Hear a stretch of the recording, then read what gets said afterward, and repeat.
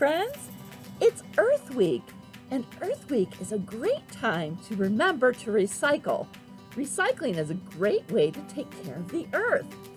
And I have my recycling bin here because tomorrow is garbage day.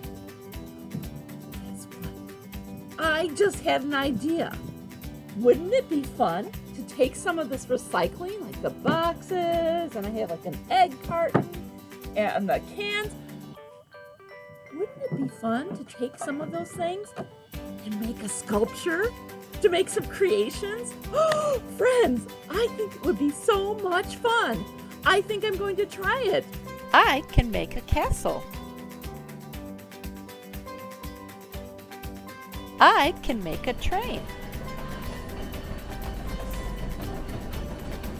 I can make a duck. The mommy duck is swimming with her babies. I can make a building, a really tall building. Or maybe it's a rocket ready to blast off. Friends, ask a grown-up to help you, and I hope you can make a sculpture too. What magic can you make with things from your recycling bin?